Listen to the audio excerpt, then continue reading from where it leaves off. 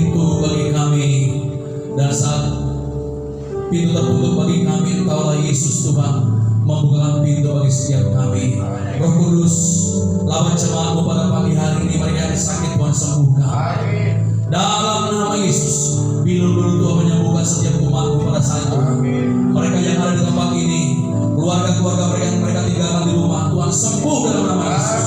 Terima kasih Tuhan, biarlah kuasa Roh Kudus dari tempat yang maha tinggi limpah di tempat ini, menguasai mengintervensi kehidupan kami, supaya kami senantiasa bersukacita di dalam hadirat Tuhan.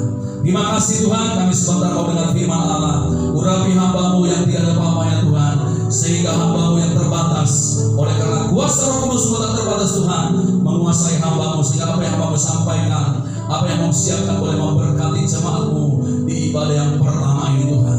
Terima kasih, kendalikan kuasa Roh Kudus tempat ini. Segala kuasa-kuasa kegelapan yang ingin mengganggu pikiran hati kami tolak, kami usir dalam nama Yesus. Menyala di tempat ini, hanya Roh Kudus kami cinta berkuasa. Di dalam nama Yesus yang siap dengan firman Tuhan, katakan sama-sama amin. Tepuk tangan yang mulia bagi Tuhan Yesus. Sebelum duduk, coba lihat di kanannya, katakan dia kamu keren hari ini, bilang saudara. Haleluya, puji Tuhan.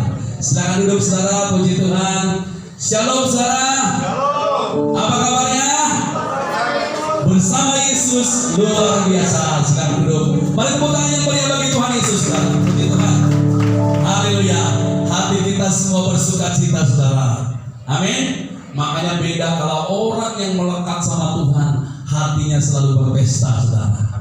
Walaupun belum gajian, selalu ada sukacita.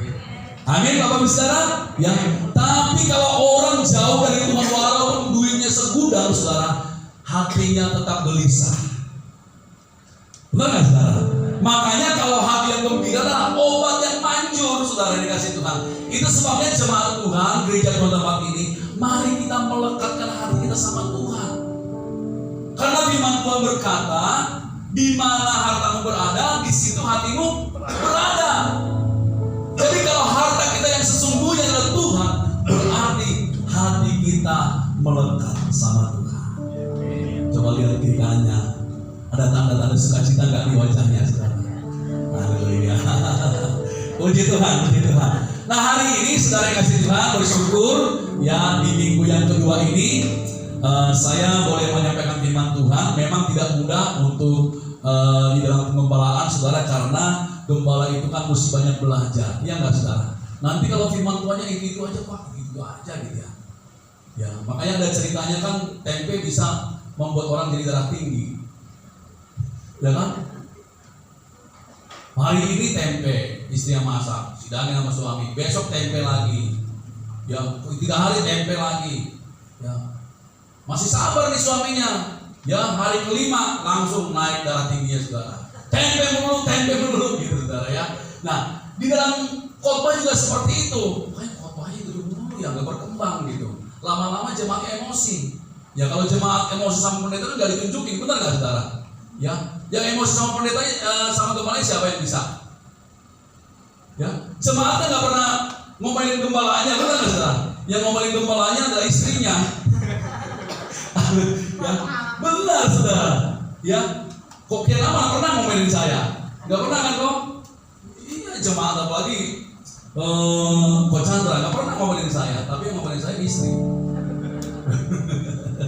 Haleluya, haleluya. Ya. Nah hari ini Bapak Ibu saudara kasih Tuhan, saya ingin sampaikan tentang kunci kita diberkati Tuhan.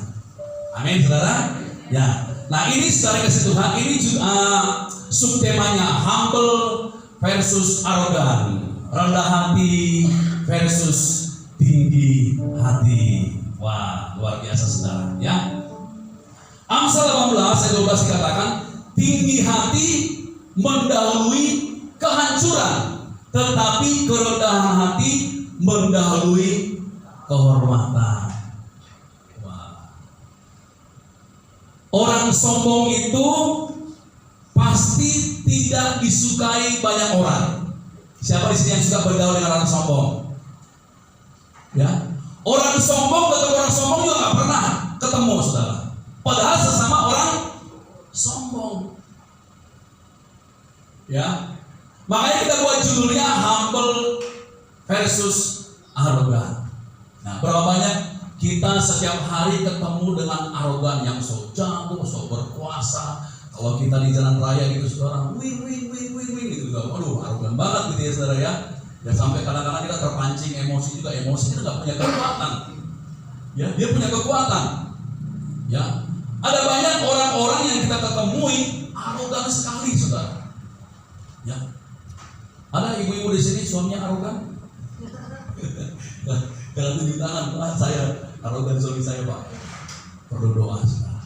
Nah, saudara kasih Tuhan, kita akan bahas bagaimana seorang humble ini, orang yang rendah hati ini saudara. Ada begitu banyak orang-orang yang sombong dihancurkan Tuhan saudara. Karena apa? Orang sombong itu musuhnya Tuhan. Orang berdosa itu bukan musuhnya Tuhan saudara. Tetapi jelas-jelas firman Tuhan bahwa orang sombong itu adalah musuhnya Tuhan. Malaikat penyembah yang namanya Lucifer, saudara kasih Tuhan, dia sudah memuji, menyembah, suaranya bagus, musiknya bagus, saudara, dan dia ingin sombong, ingin menyamai Tuhan. Makanya Tuhan gak sama, makanya dia buang saudara yang namanya Lucifer. Makanya kan cenderung kan kita lihat ya, para pemusik, para penyanyi, mereka sombong sekali. Contoh siapa saudara? Nah, yang penyanyi Amerika yang zaman dulu, ya zamannya Kokianan mungkin masih muda gitu saudara. Namanya Marilyn Monroe. Cantik, suaranya bagus saudara. Tapi pada waktu ada pendeta datang sama dia bilang, saya nggak perlu Tuhan kamu, kata saudara. Wah saudara, ya. Padahal dia orang namanya aja nama Kristen saudara, orang Amerika. Saya nggak perlu Tuhan kamu. Waktu Billy Graham datang saudara, ya. Tapi beberapa 1 minggu kemudian saudara, apa yang terjadi? Dia kelebihan makan obat tidur saudara, tewas. Ya, boleh kita buka dulu di dalam 2 Tawarikh, tahan dulu di sini David ya, tahan dulu di sini. 2 Tawarikh pasal 26. Ada seorang raja yang namanya Raja Uzia. Usianya masih 16 tahun, generasi Yeremia diangkat jadi raja saudara. Ya, saya singkat saja ceritanya. Diangkat jadi raja penguasa di Israel pada zaman itu. Dia andalkan Tuhan, mengasihi Tuhan saudara. Tetapi waktu dia mencapai puncaknya, apa yang terjadi saudara? Ayat 16, boleh? 2 Tawarikh pasal 26 ayat 16. Iya. Boleh kita baca sampai ayat yang ke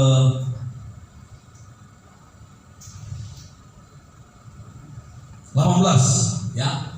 Baca sama-sama saudara. 2, ini ianya itu Raja Uzia ya saudara ya. 2, 3 ya.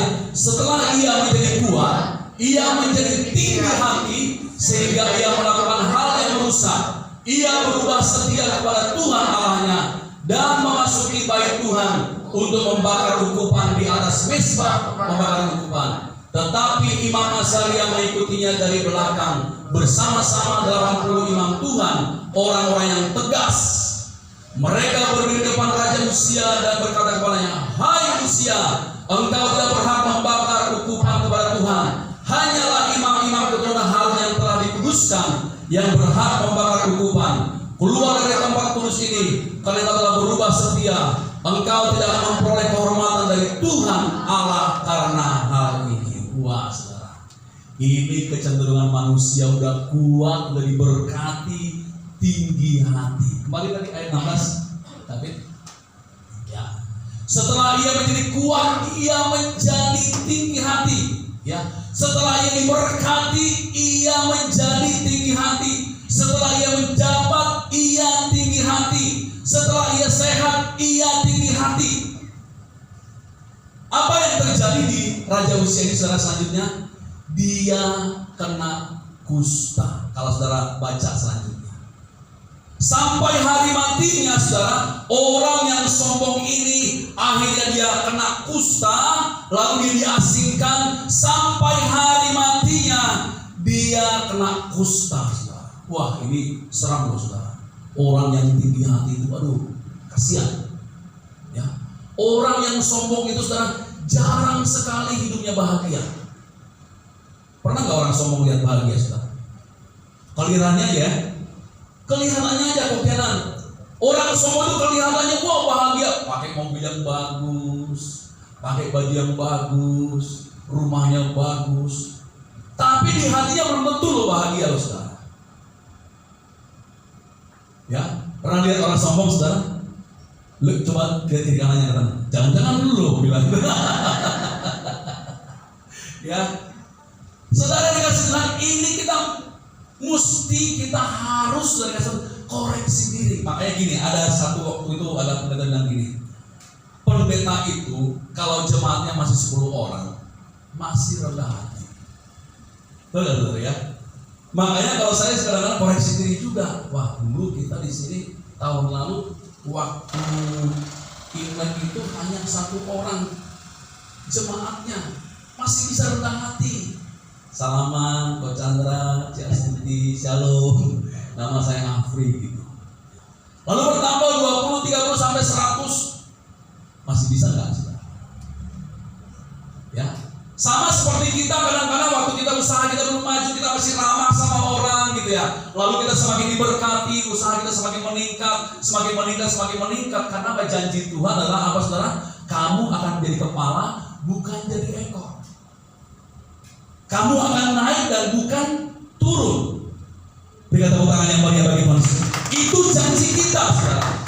Makanya Tuhan itu berfirman kepada kita, ya dan amin. Tuhan sanggup mengadakan yang tidak ada menjadi ada dalam kehidupan kita. Tetapi di hadapan Tuhan, dia tidak bisa kompromi dengan orang yang sombong. Boleh tampilkan videonya? Kita akan saksikan ada beberapa orang sombong, saudara. Ya, kita belajar dulu nih. Nah, ini siapa nih? Boleh?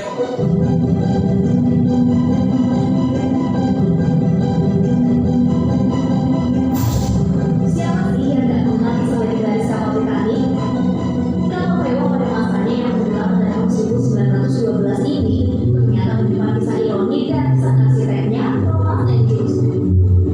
Pada saat itu, Andrews sangat percaya diri dengan kapal Titanic hasil rancangannya yang dianggap kapal tercanggih di zaman itu. Ia pun meyakini kapal Titanic akan tetap bertahan dari bahaya apapun. Parahnya lagi, ia bahkan berlebihan kalau saking kokohnya Titanic bahkan Tuhan sekalipun tidak dapat menenggelamkan Titanic. Tapi kenyataannya justru berbeda. Titanic yang katanya kokoh itu ternyata tenggelam setelah menabrak gunung es di Samudra Atlantik. Andrews yang juga menjadi penumpang Titanic pun ikut tewas tenggelam bersama kapal rancangannya.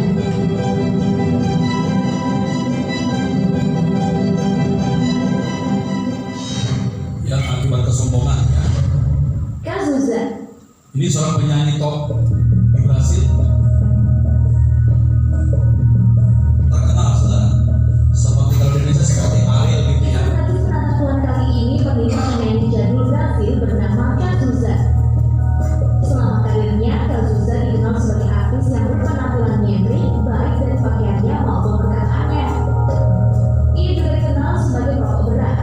Suatu ketika, Cazuza pernah menghisap sebatang rokok dan meniupkan asapnya sembari berkata, "Tuhan, asap ini untukmu." Ini kesombongannya ya. Pesan penghina Tuhan ini jelas menimbulkan kontroversi di Brasil yang terkenal dengan jumlah pengandung Katolik terbanyak di dunia. Hidup Cazuza kemudian berakhir tragis setelah divonis menderita AIDS dan meninggal pada usia yang masih cukup muda, yaitu 32 tahun. Makanya nggak enak kalau orang sombong, saudara. Nah, ini lagi yang paling tragis.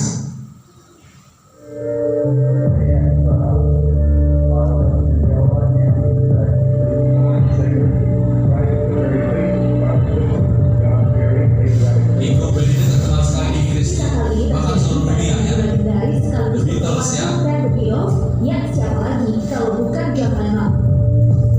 Penyanyi kelahiran Liverpool, Inggris ini dikenal dengan sikap kontroversialnya yang terkesan anti agama dan Tuhan. John Lennon bahkan pernah mengeluarkan pernyataan kontroversial yang menyebut kalau band The Beatles jauh lebih populer daripada Ini Yesus. kesombongannya dia. Tak hanya itu, ia juga berkata bahwa agama akan tenggelam dan The Beatles lah yang akan berkembang. Sontak perkataannya itu pun menurut amal fansnya yang langsung membenci John Lennon. Ucapnya pada Desember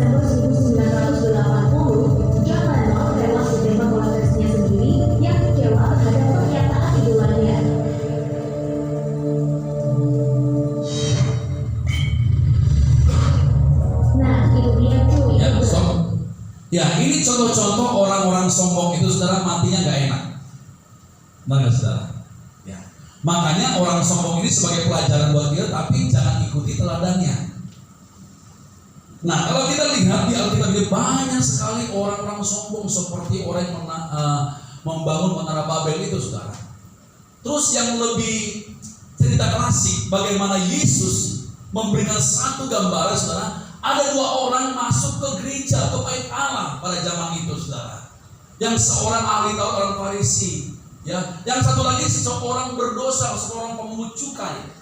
Lalu orang Farisi ngomong, Tuhan, ya saya tidak berdosa, saya tidak berzina, saya tidak merampok. Tidak seperti orang ini, dia tunjuk, saudara, orang berdosa itu, saudara. Lalu orang berdosa dia nggak bisa menghadap ke langit, nggak bisa menghadap ke atas. Lalu dia memukul dirinya, Tuhan ampuni aku, kasihanilah aku, orang berdosa ini. Lalu Tuhan bilang, orang ini pulang dengan dibenarkan. Amin, saudara. Makanya kita belajar, jangan sampai kita menunjuk-nunjuk orang. Amin. Gak ada yang sempurna, kita tidak ada yang sempurna, saudara. Tetapi hanya Yesus yang sempurna. Makanya kalau saudara dan saya mau diberkati, kita belajar dari ayat-ayat firman Tuhan, saudara. Siapa yang mau diberkati firman Tuhan, saudara? Siapa yang mau diberkati hidupnya? Semua kita ingin diberkati, amin, saudara. Nah, kuncinya adalah humble, rendah hati. Ya, saya mungkin gak usah kasih definisi bagaimana orang rendah hati itu, saudara. Amin. Tetapi gambaran yang paling jelas, yang paling sejati, gambaran seorang yang rendah hati ada di dalam diri Tuhan Yesus. Katakan amin, saudara. Ya, next.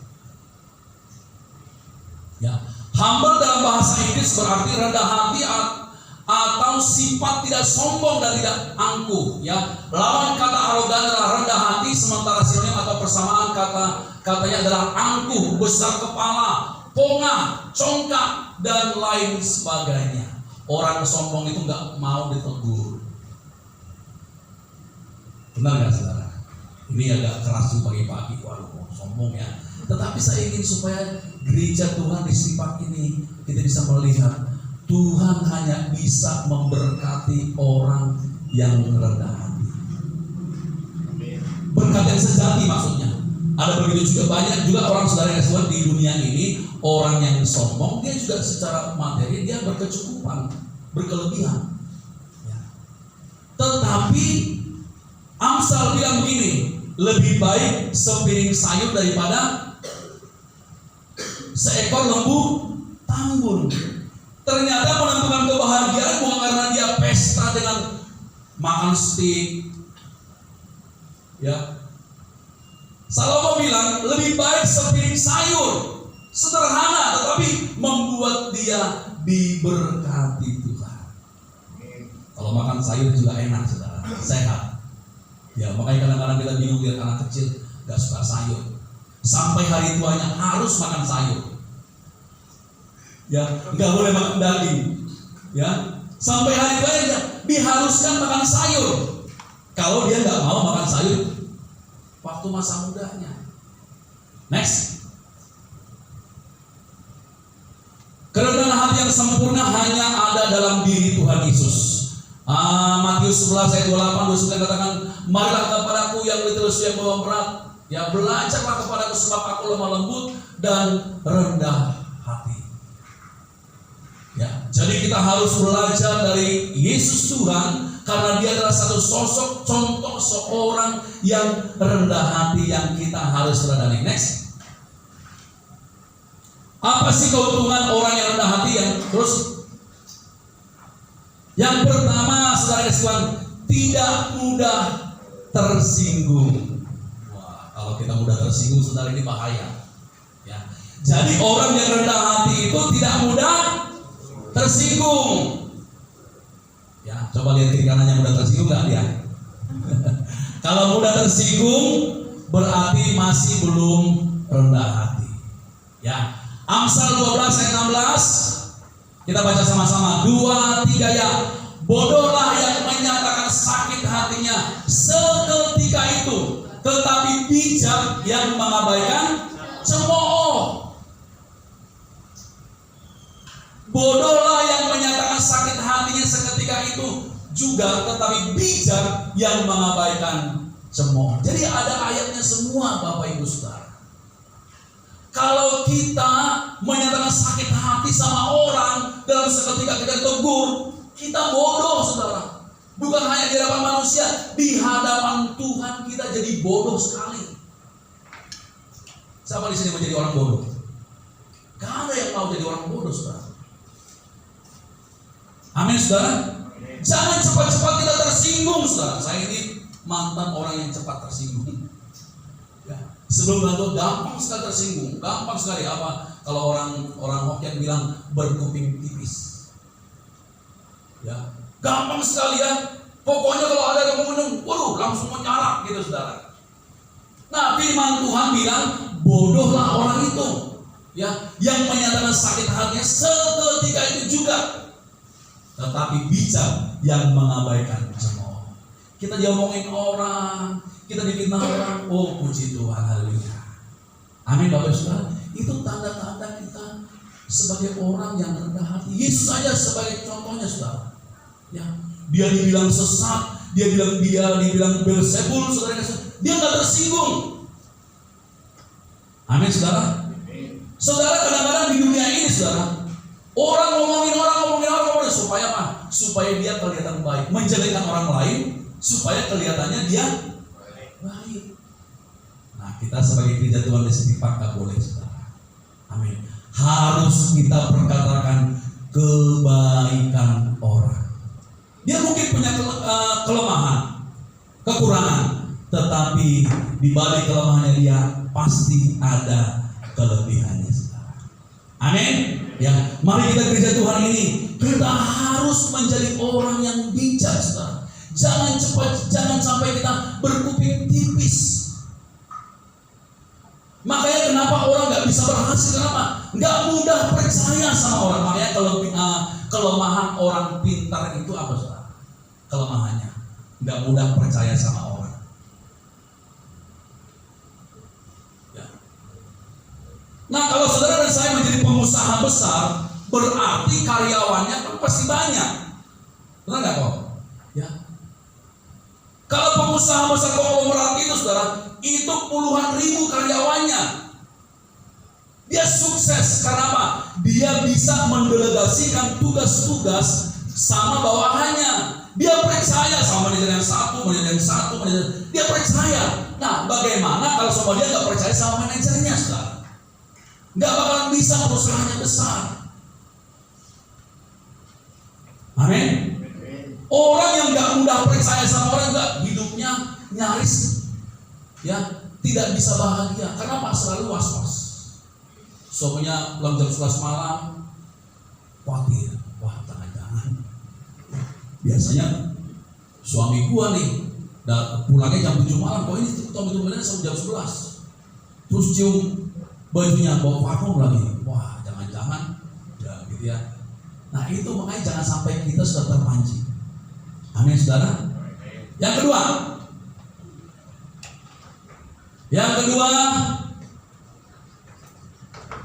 orang yang rendah hati itu, Saudara, temannya pasti banyak. Benar, Saudara? Di sini saudara dan saya harus berteman yang banyak, ya. Amsal 22 ayat 4. Kita baca sama-sama. 2, 3 ya. Ganjaran kerendahan hati dan takut akan Tuhan adalah kekayaan, kehormatan, dan kehidupan. Ini apa lagi sih, Saudara? Ya. Ganjaran kerendahan hati itu takut akan Tuhan adalah kekayaan, kehormatan, dan kehidupan. Ya. Jadi, Saudara, ngapain sih kita, apa sih yang kita sombongkan, Saudara? Kalau orang dunia bilang gini, Saudara, ya wajar dia sombong, dia kaya. Ya. Wajar dia sombong karena dia ganteng, dia cantik, dia wajar dia sombong. Tetapi orang yang ganteng dan cantik itu belum tentu juga bahagia, Saudara. Belum tentu diberkati Tuhan. Amin, Bapak Saudara. Ini firman Tuhan loh saudara, bukan saya yang bicara, firman Tuhan. Amsal 22 ayat 4. Ganjarannya itu saudara adalah saudara kehormatan, kekayaan, kehidupan. Bilang di kamu, makanya rendah hati, bilang. Supaya teman kamu banyak. Ya. Kalau kita ini saudara temannya masih sedikit, orang nggak mau berteman sama kita, kita mesti koreksi diri. Ya, jangan-jangan kita ini masih sombong, jangan-jangan kita ini masih suka tersinggung. Amin. Ya, jadi kita koreksi diri. Kita harus mengoreksi diri. Kalau saya rendah hati, berarti teman saya banyak. Orang yang ngobrol sama kita juga nyaman, Bapak Ibu Saudara. Ya, orang rendah hati itu saudara nyaman ngobrol sama dia. Next yang terakhir. Ya, saudara tahu kan barusan pilpres ya saudara ya, bagaimana closing statementnya saudara, dia minta maaf. Ya, wah saudara ya, ternyata saudara orang yang merendahkan hati, firman Tuhan bilang orang yang meninggikan diri akan direndahkan, tapi orang yang merendahkan diri akan ditinggikan oleh Tuhan. Ya, closing statement pada waktu pas debat itu saudara, wah minta maaf. Padahal sebelum saudara nyerang terus, gua lebih baik, nyerang terus. Tapi pada waktu yang ketiga ini saudara, wah saudara kita melihat humble banget saudara. Makanya Tuhan angkat. Berikan tepuk tangan yang mulia bagi Tuhan. Ini yang perlu kita contoh saudara. Ya, jangan contoh seperti tadi namanya si bagus Thomas Andrew. Tuhan sekalipun nggak bisa tenggelamkan kapal yang saya buat ini. Waduh saudara, hanya nabrak es langsung tenggelam, langsung nyungsap saudara. Ya. Itu yang gak susah itu saudara, vokalis band di Brasil itu saudara, ya sampai rokok saudara, sampai bilang ini korban bakaran asap buat Tuhan. Waduh, langsung kanker paru-paru saudara. Ya. Jadi jangan sampai kita sombong sama Tuhan, amin saudara. Kalau kita sombong sama Tuhan, kita rendahkan seperti sikap seorang berdosa itu saudara. Aku ini orang berdosa, enggak layak. Ya. Yang ketiga, next, yang terakhir. Ada 3 menit lagi. Mempermudah mencapai keberhasilan. Wah, medianya udah nggak sabar langsung kesimpulan tadi. Ya, mempermudah mencapai keberhasilan saudara. Ya, attitude. Ya, kita baca sama-sama saudara. Ya, attitude adalah satu sikap dan perilaku yang Anda tunjukkan sehari-hari. Cara berbicara, bertindak, memperlakukan orang lain, semua itu adalah cerminan dari apa yang Anda pikirkan. Percaya tidak percaya, attitude Anda dapat mempengaruhi kesuksesan. Makanya kalau kita ketemu dengan orang konglomerat saudara, mereka itu tidak sombong saudara. Helmiah yang ngomong gini, saya ketemu orang kaya konglomerat di Indonesia. Bahkan kalau saya duduk semeja dengan mereka sendokin nasi saya. Orang kaya konglomerat loh saudara. Kalau kita maunya kan disendokin saudara, dilayani ya saudara. Tapi ternyata konglomerat itu mereka punya sikap yang bagus. Ya, mereka layani saudara, Helmiah yang dilayani. Nah makanya kita melihat, jangan sampai kita berpikir gini, wah image kita begini, orang kaya itu pasti sombong. Enggak saudara, belum tentu saudara. Yang setengah kaya itu yang kadang-kadang sombong. Kalau konglomerat itu saudara, mereka itu jauh dari kesombongan. Makanya kenapa mereka bisa sukses, karena apa? Mereka punya sikap yang baik. Ya, saudara harus pelihara sikap yang baik ini saudara. Hormat shalom, apa kabar, selamat siang, nama saya ini. Kita belajar saudara. Ya, karena itu attitude kita, sikap kita. Katanya gini saudara, skill itu mencapai keberhasilan hanya 15%. Tapi 85% itu adalah attitude kita saudara, yang membuat kita menjadi sukses. Daud itu kenapa dia menjadi seorang yang berhasil sebagai raja di Israel saudara? Karena dia punya sikap hati yang baik saudara. Waktu ditegur oleh Nabi Nathan saudara, dia langsung bertobat. Amin Bapak saudara. Ya, saudara punyalah sikap attitude. Ya, di gereja ini, di rumah kita, ya, duduk kita jangan sembarangan, kaki di atas, ya saudara. Kadang-kadang kita punya sikap nggak bagus, saudara. Nah, mari kita belajar, saudara. Ya, amin, saudara ya. Jadi kita belajar Terus yang kesimpulannya adalah kalau kita hidup rendah hati, kemanapun kita pergi pasti menjadi berkat. Mari kita lakukan bersama-sama, saudara.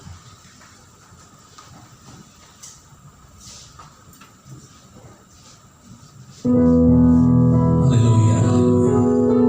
Firman Tuhan berkata, saudara, bukan dengan kuat, bukan dengan gagah, tetapi dengan roh yang berkata. Diberkatilah orang yang mengandalkan Tuhan, yang menaruh harapannya kepada Tuhan. Kalau saudara dan saya mau sukses bersama dengan Tuhan, saudara harus punya sikap seperti Yesus, biar rendah hati, saudara. Ada sesuatu hal yang kadang-kadang membuat kita supaya kita nggak boleh sombong, saudara. Seperti Rasul Paulus, dia banyak doakan orang sembuh, bahkan sapu tangannya sendiri diletakkan pada orang sakit sembuh, saudara. Tetapi ada duri dalam dagingnya, saudara, sehingga dia tidak bisa sombong, saudara. Hari ini, Bapak Ibu Saudara, apapun pergumulan saudara, Tuhan itu buat supaya saudara tetap rendah hati. Ada sesuatu hal yang buat kita nggak bisa sombong, saudara. Itu Tuhan izinkan seperti Rasul Paulus, ada duri dalam daging. Boleh katakan sama-sama, saudara. Bukan dengan kekuatanku ku dapat jalani hidupku tanpa Tuhan yang di samping. Ku tak mampu sendiri. Engkaulah kuatku, Engkaulah yang menopangku, yang menopangku. Ku pandang wajah-Mu dan berseru, pertolonganku datang dari-Mu. Peganglah tanganku, jangan lepaskan. Kaulah harapan. Amin. Mari saudara sendiri berikan puji dari awal, bukan dengan kekuatan. Amin.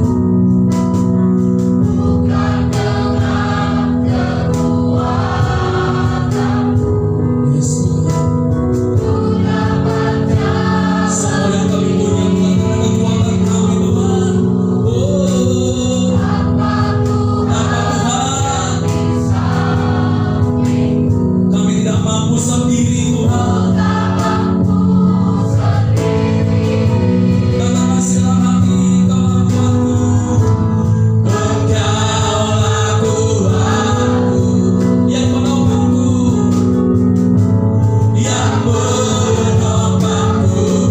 Sama-sama, ku pandang wajah-Mu dan berseru, pertolonganku datang dari-Mu. Peganglah tangan kami, jangan lepaskan. Kaulah harapan dalam hidupku. Kaulah harapan dalam hidup. Kaulah harapan. Katakan, dalam hidupku. Haleluya. Mari saya izinkan, saya kasih waktu buat kita koreksi diri saat ini. Kita minta ampun sama Tuhan kalau kita masih ada benih-benih kesombongan. Kita minta ampun sama Tuhan karena kita adalah musuh Tuhan. Kalau kita menjadi orang yang sombong, kita diberkati hari ini itu semua karena kemurahan Tuhan.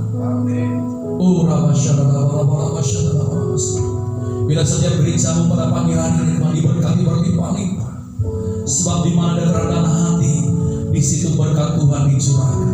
Dalam nama Yesus, biar gereja maupun Tuhan di tempat ini mengalami lawatan Roh Kudus. Setiap hati yang sombong saat ini dihancurkan dalam nama Yesus. Segala hati pikiran yang sombong kami patahkan, kami hancurkan Biarlah Tuhan kami menjadi orang-orang, menjadi anak-anak Tuhan, prajurit-prajurit Tuhan yang memiliki kerendahan hati. Terpujilah nama-Mu Tuhan. Di dalam nama Tuhan saya berdoa dan bersyukur. Bersama-sama orang percaya katakan amin. Kota yang mulia bagi kita semua.